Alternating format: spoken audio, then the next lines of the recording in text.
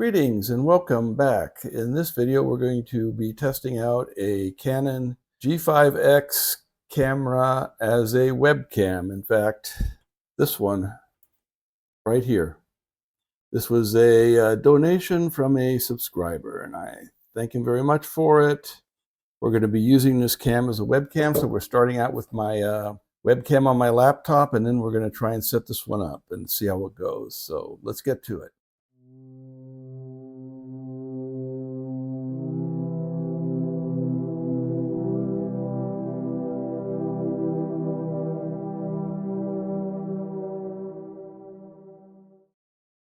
So, like I say, this is the camera. It's actually a 10-year-old camera. It was originally released in 2015. It's now 2025. So, we'll be interested to see how the technology compares. The last really serious camera I owned was back in the 1970s. It was an Olympus OM1, 35 millimeter single lens reflex. I'm not sure how using that camera is going to translate into using this one, as it doesn't have a mirror. It's it's got a lot of controls, and it's got a lot. This is much more complicated than any camera I've used for a while, so we're going to see how this goes. I'm assuming it's going to give me better pictures than my webcam here. We'll see how that goes. I've got like I said, I've got to do some reading on this thing. I have noticed a couple issues out of the box, and I'll cover those towards the end of the video. I got two things to try here. I need to hook it up with a USB cable. It uses a micro USB port. See if I can send video that way, and then HDMI cable will be the next thing to try. But we'll see how it goes, and like I said, once I get through testing, at the end of this video, I'll do a short review before closing things out. So, onward. Okay, let's take a look at the camera itself here. Yeah, as I said, 15-year-old camera, but it's not a single lens reflex, but it is digital. It has some pretty decent specs. It has a 20 megapixel 1-inch sensor, which means it probably has a lot better low light performance than either my phone or my laptop integrated webcam. I like the flip out back screen here. In theory, you should set this up and be able to see what you're recording. It's got the standard 1/4-inch mount here on the bottom and a place to put in the card and battery sockets. Yeah. It's a rechargeable battery, yeah. Not much on this side. Does have Wi-Fi. You got your various control dials up here on the top. This thing has a lot of extra control dials. I've given to understand that some are even programmable. Over here we've got this front dial, which can turn, and another smaller one up here, or hot shoe. This actually has a dial that can turn back here. So yeah, a lot of options on this camera. Again, I'll be curious to see how 10-year-old technology works. But just giving a general overview, I'm going to have to see if I can find a manual to download. One note, there's a red button on the back here for recording videos, whereas the button on the top is for taking stills. And it will do videos at 1080p if I read the specifications correctly. And if you've got the right memory card, it can do them at 60 frames or 59.94 frames per second. There's a whole story behind that one, but I don't know if I'll get into it in this video. Of course, like I say, I like the front-facing screen. That's nice. Not much else, just a general overview of the camera at this point. Here's the jack up at the top. There is a remote control jack. Then we have a USB and our HDMI, micro USB, micro HDMI, and I think the button on the bottom here is for syncing with a phone or a laptop. Not sure yet. Like I said, I'm going to have to read the manual. Okay, that's the camera. It's a pretty nice camera. It retailed back in 2015 for just shy of $800. I've checked on eBay and Amazon, and you can find these used The cheapest I saw was $250, but generally the price is around $400 to $500 for one of these. I've seen higher prices like $700. I'm not sure if that was just a camera or if it came with other stuff. But so yeah, this is a real nice donation, and we're going to try and make use of it here. So we're going to need a few other pieces of equipment here if we're going to be using this as a webcam. So I've got this. This is a selfie stick that has tripod legs on it and a Bluetooth remote control, which I don't think is going to work with this camera, but we'll check that out. It works great with a cell phone. Legs expand. And on the top here, we've got the standard 1/4-inch thread, so the camera should screw right in here. So we'll use this in our sort of temporary dining room studio that I'm using right here, and we'll see how this works out. Okay, that's the tripod, or selfie tripod stick, if you will. Next up, we have a memory card. I actually ordered these off of Butterfingers today. I ordered these off of Amazon, and they came with this little USB dongle. So as you can see, these are class 10 cards, and they should handle the 59.94 frames per second rate, video rate. They're 64 gigabytes. And like I say, they came with this little dongle here to plug them in the USB port. I don't really need this, as I've got a SD card slot on my laptop, but it's a nice thought that they sent one with it. So that's something else we're going to be using. This one I actually ordered, like I say, so I'd have them. I didn't actually have any cards with me. I do have cards, but they're all in the Philippines for some strange reason. I didn't think I was going to need them. Okay, next up here, we have a micro USB to USB-A cable. When you're getting one of these, make sure it's a control cable and not just a power cable, because you will find a lot of these only have the power connection. They don't actually have signal going back and forth. If you get one made for digital cameras, it will most likely have the signal cables as well as the power cables. Otherwise, you'll be plugging these in all day and the camera will never be showing up on your laptop and you'll be wondering what's wrong. So like I say, make sure you get one that is signal as well as power. Read the descriptions carefully, basically. I also went ahead and ordered a second battery as well as a battery charger since the camera didn't come with one. These are pretty standard, easy. They're not very expensive. Rather simple battery charger. Actually came with a power adapter. This is 100 to 240 volts. Something, if you're like me, traveling between the United States and other places, you need to make sure the stuff will work on a variety of voltages. And this one will. It even has the other connector. So yeah, I got a secondary battery and I got a battery charger. And we'll make good use of that. And next thing we've got is, if the USB cable doesn't work, we've got a micro HDMI to full-size HDMI cable here,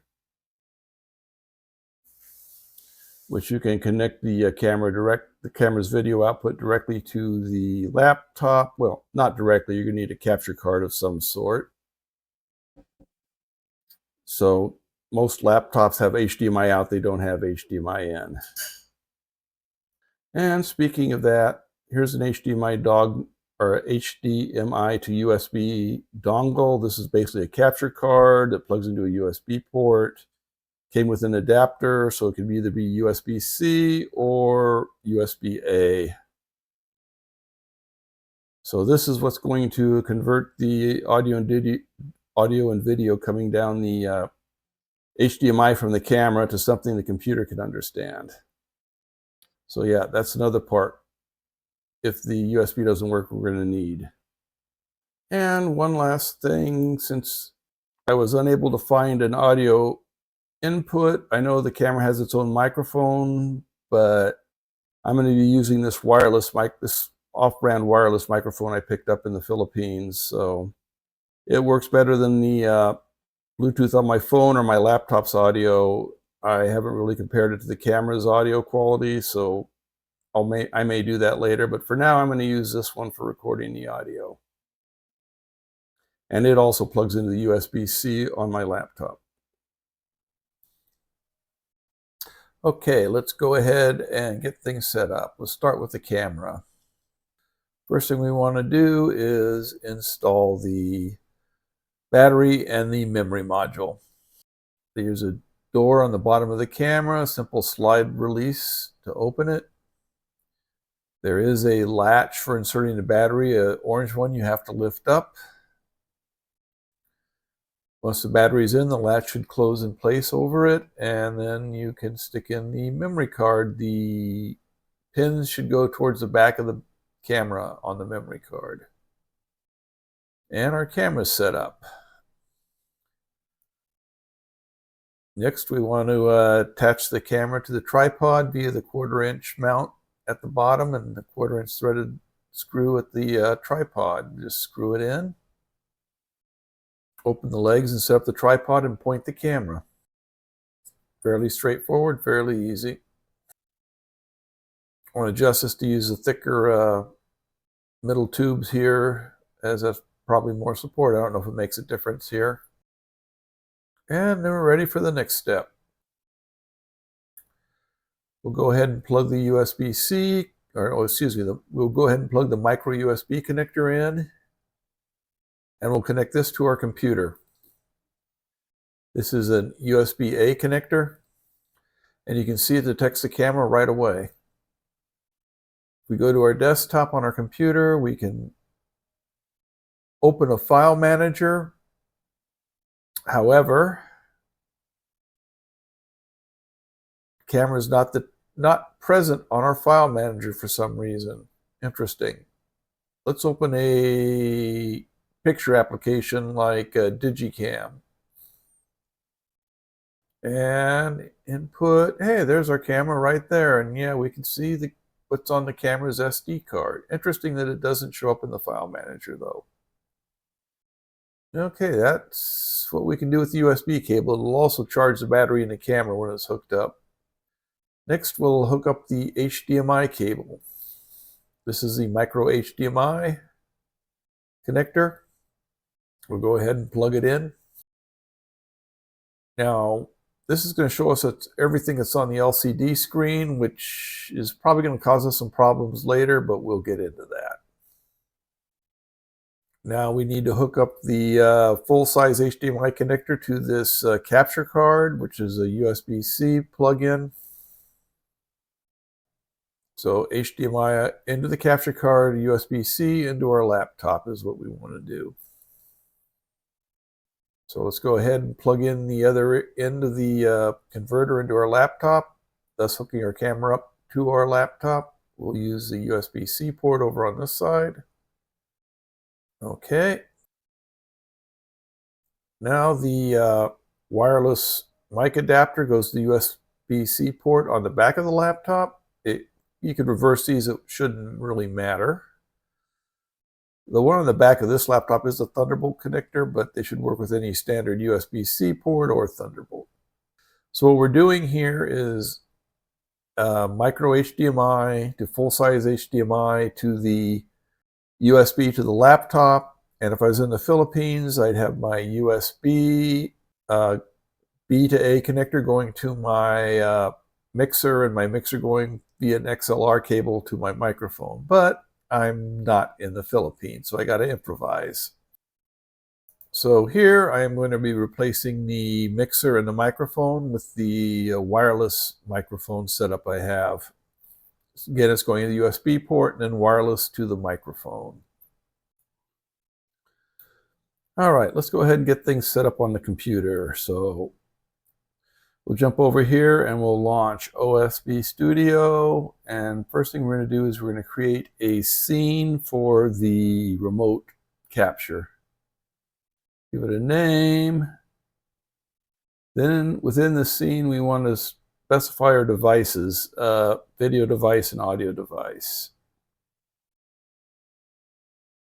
We're going to make sure to mute the laptop's internal microphones too.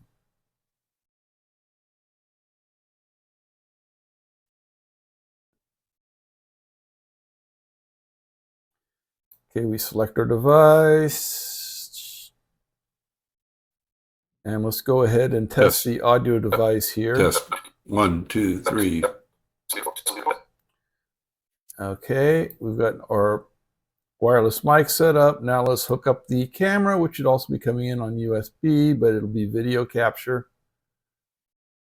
And we'll rename these. Name these, there's something you're going to know what they mean instead of the names they just give you. So, and give it a moment, and there we have our video capture coming in from our camera. And one thing I note right now, I cleared off all the extra information stuff, but I still got that focus screen on there. I'm gonna have to look into that a little more and figure out how I can do something with that. It's got to be something in the options. I mean, this has an HDMI out. You'd think somebody would use it like that. Okay, what can I say? This has been an interesting video to record, and there's been a lot of ins and outs with this camera, the G5X. So let's go over some of my findings here. So for a recap, a couple of major issues right off the bat. This camera has an internal battery that keeps the clock and other functions active when the batteries are being changed or not in there, and I found this to be dead as a doornail. And according to the manual, it's supposed to charge up after a while. It's not working on this camera, but again, it's a 10-year-old camera. I'm not sure where the battery is inside the camera. I haven't been able to find much information on it other than it exists. I'm not going to go digging around looking to replace it until such time as I can find more information. I'm hoping someone out there can tell me or direct me to some information on changing the battery on the Canon G5X Mark 1. It shouldn't need the Mark 1, but Mark 1. If so, let me know in the comments. Once I get some decent information, I might try and update the battery in this. And speaking of batteries, the rechargeable batteries in this camera don't last all that long. I found that kind of interesting, as some of the other later cameras last a lot longer. So not sure what's going on there, other than this is an older camera, older circuitry. But yeah, the batteries don't last that long. Even a brand new battery didn't last that long while running this camera in video mode. Another design issue or compromise, if you will, is no external microphone jack. So you have to use the built-in camera microphones. They're okay. They're not the greatest out there, but I guess they're okay. But should have really had a built-in external microphone jack, especially for doing videos like this one. As it is, I'm going to probably have to patch together the recording from my wireless mic with the video from the camera, change the audio, whatever. I'm going to do some little manipulation to get things to work out. We'll see how it goes. Another issue I noted, the LCD screen built into the camera turns off when you plug the HDMI in.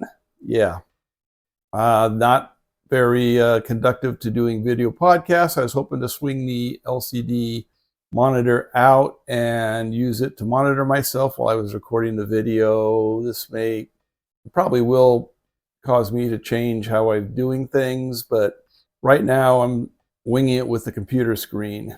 So we'll see how that goes. And speaking of that, another issue, all the little screen information and the focus box, they get put on the HDMI output. You would think the HDMI output would be the straight video without any of that stuff, but no.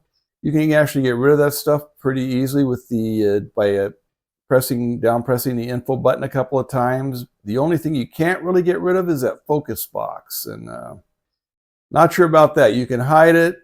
I've tried a couple ways. Some of them work better than others, but they're not all 100% successful. So is what it is, I guess. For shooting this video with this camera, or at least the part I'm doing now, I had to really desensitize the autofocus. Was overly sensitive. I mean, I think it works great for still shots, but for videos, background kept coming in and out of focus. I forced it into manual mode and gave it a distance, so we'll see how that works. I'm hoping it works out okay. We'll see. Also, one thing I noticed when hooking this camera up via HDMI to the computer, there is a slight delay between the camera lens and what's displayed on the screen, maybe 0.2, 0.3 seconds, something like that. It's enough to be annoying, but it is there. If you're not looking at it, you don't notice, but I'm guessing when I play this back, the audio is going to be off a little. I'm going to have to make an adjustment on that when I'm doing my editing. We'll see how that goes. Overall, again, I'm pleased with this camera. It was a gift, so It'll be very useful. I think it's going to be useful. It works better than either the webcam on my laptop, and it's on a par with my phone. There are some specific situations. The phone, I think, is easier to use than this camera, but that may be because I'm just not familiar with it. This camera definitely performs better in low light. They both do fairly high resolution. They're both doing 1080p videos. So yeah, I'll have to play with this thing a few more times and see how it works. I'm thinking I might be recording the audio and video separately and then putting them together in the editor, but we'll see how that works out this time around. Well, actually, if you are seeing this, it had worked out. So anyway, as usual, if you like this video, please like, subscribe, comment. If you had experience with this camera, using it as a web camera, please let me know about it and how you got it to work. I'm still having a few issues with this, but I'm going to work them out, I hope. Anyway, we'll see you for the next, well, I'm not sure when the next video is going to drop. As I say, we're in the States. Got a lot of stuff going on, so I don't really have a place to make videos, so I'll drop them as I can. It's going to be a rather staggered or random schedule, but I'm going to continue to do videos. Anyway, until next time.